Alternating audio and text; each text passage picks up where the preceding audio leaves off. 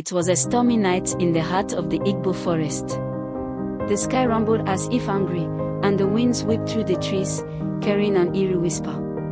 In the midst of this storm, an old, forgotten chief lay on his reed mat inside a crumbling hut, breathing heavily as he waited to see what the night would bring. Chief Onochie was once a beloved leader of the village, his name sung in praises throughout the land. But now, he was known only as the Forgotten Chief. Chief Onochie. Oki Egbo Gi. Is this really your end? The old man mumbled to himself, looking at the door as if expecting an answer from the darkness. The villagers had long stopped visiting him, and even his own family had drifted away. He was lonely, abandoned, and his heart had grown bitter. But little did he know, his final test was yet to come, a test that would change not only his fate but also the destiny of his entire village. As the winds howled, Chief Onochie heard something faint but unmistakable, the rhythmic sound of drums beating from deep within the forest. It was a haunting melody, one that hadn't been heard in the village for decades. He rose slowly, leaning on his staff, his old bones creaking, and staggered out into the night. In the heart of the village, the villagers had gathered around a mysterious fire that blazed in colors they had never seen, green, blue, and purple flames dancing in the night air. The villagers, young and old, stood in awe, whispering among themselves. "Who has started this fire?" a young man called out, peering around. "It's the spirits," an elder replied solemnly, his eyes wide with fear. "The ancestors are angry with us." Chief Onochie arrived, his face etched with anger and disbelief. "Who dares disturb my rest?" he shouted, his voice carrying through the crowd. But as he looked around, he saw something even more shocking, a gathering of ancestors, spirits of chiefs long gone, their ghostly forms hovering over the fire, their faces stern and silent. One spirit, Chief Is, a chief even older and wiser than Onochie, stepped forward, his face glowing in the flickering flames. "Chief Onochie," he said, his voice echoing in the silence. "You have forgotten the ways of a true leader." Onochie's face tightened. "I led this village to prosperity. I protected them. And how did they repay me? By forgetting me." Chief Is shook his head. "Leadership is not about glory, Onochie.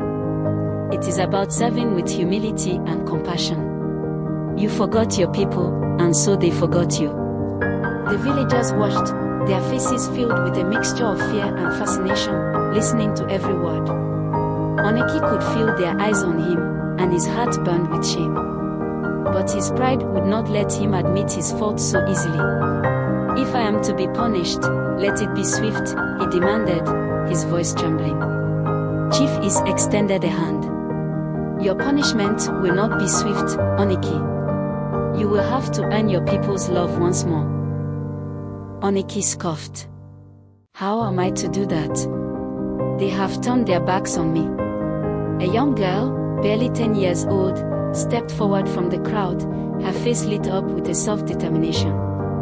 "My mother told me that Chief Onochie was once a great man," she said, her voice clear and unafraid. "If he has fallen, then maybe we should help him rise again."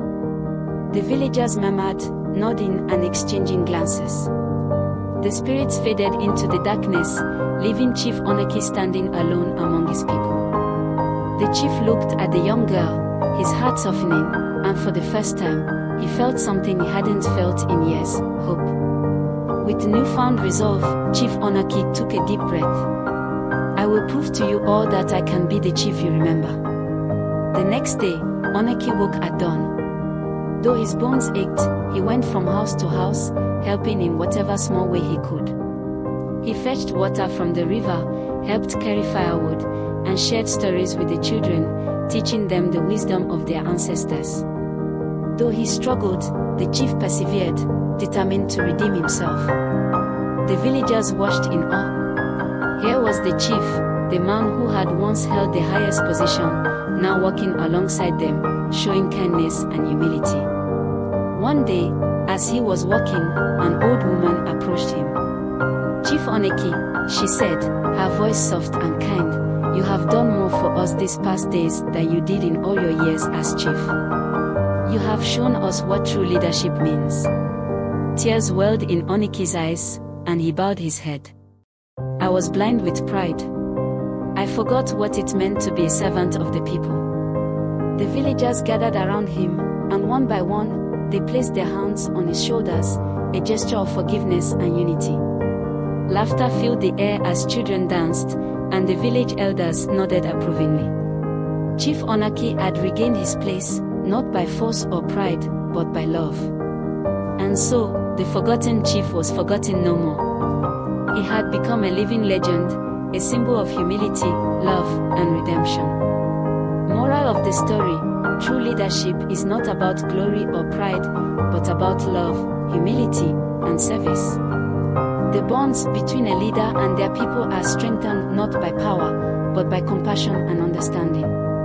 Remember, everyone, if you enjoyed this story, don't forget to subscribe, like, and share it with your loved ones. And stay tuned for more stories of wisdom and wonder from our beautiful African traditions. Thank you for listening, and see you in the next tale.